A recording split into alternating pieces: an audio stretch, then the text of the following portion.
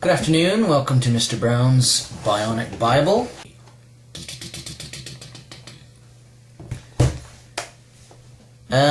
Today I was thinking about, I had some thoughts about, by the way, I'm just looking at my Bible if you're wondering what I'm looking at. I keep taking my eyes off the screen, looking at my Bible here. I was thinking about how some people get offended when you talk about Jesus or Jesus Christ. Same guy. I know years ago I experienced tons of hostility from people, and unjustly so, I would suggest. Some Christians, probably justly so.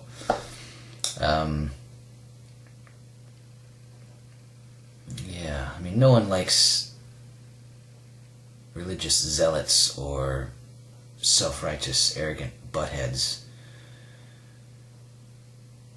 being obnoxious and shoving stuff down your throat. It's very annoying.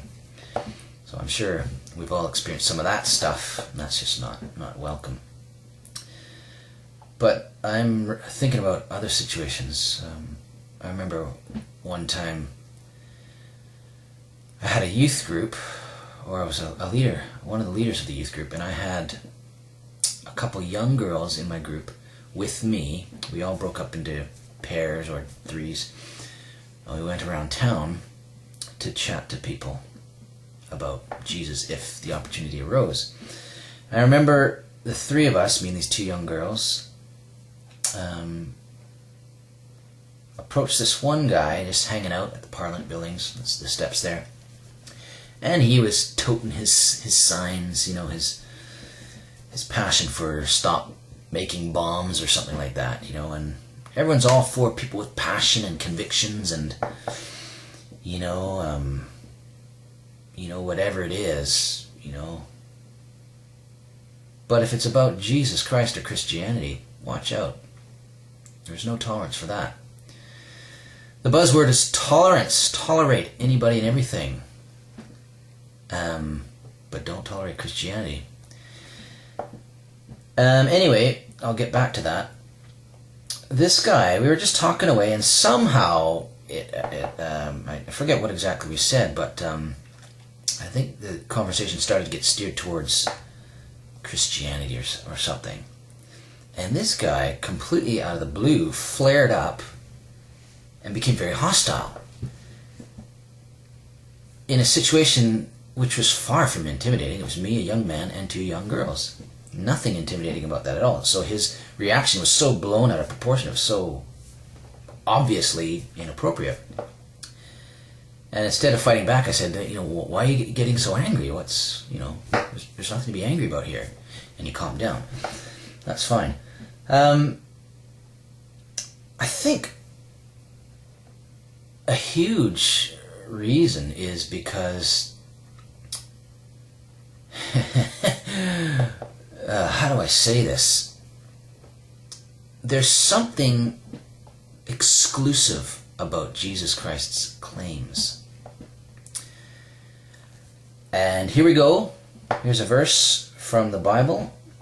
One of Jesus' disciples named John, he writes in his book, in chapter 14, verse 6, he says that Jesus said, I am the way, I am the truth, that's quite a statement, and I am the life, and no one can come to God the Father except through prayer and fasting, no, except through groveling, no, except through being good, no, except through going on religious treks into the mountains and crawling on your knees, no, he said no one can come to God the Father except through me, that being Jesus Christ.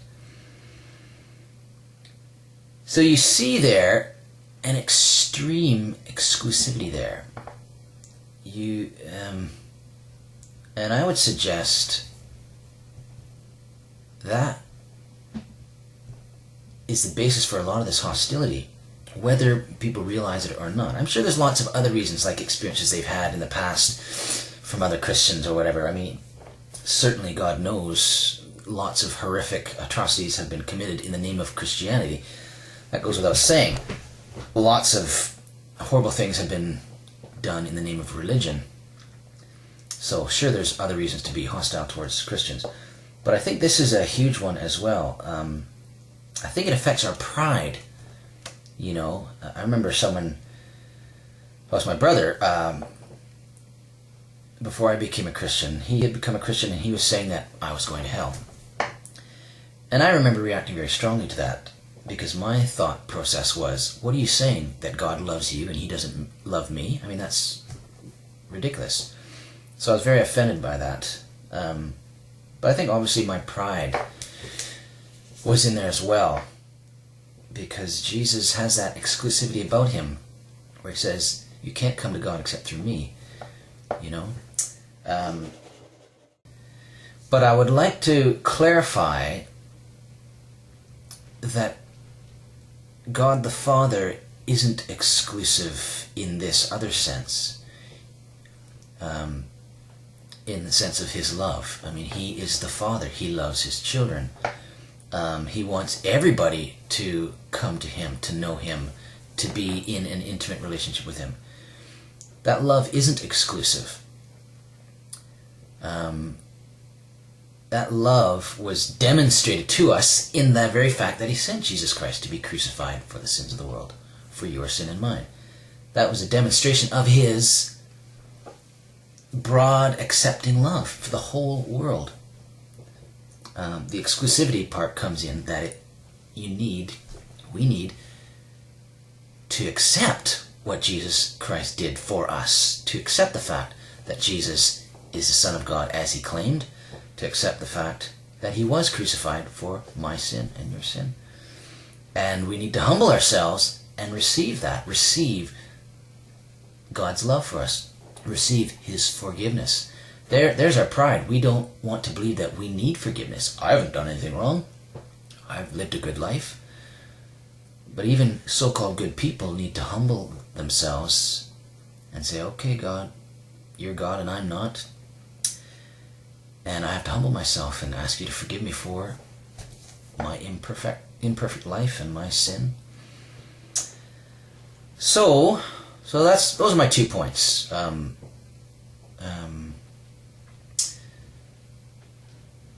If you're talking to people about Jesus Christ, you may experience some bewildering hostility, and I think it's because of this spiritual dynamic of exclusiveness, that no one can come to God the Father except through Jesus Christ. He's the only way. He is the truth. I mean, that's an absurd claim. It's crazy, but that's what he claimed. That's what Jesus said.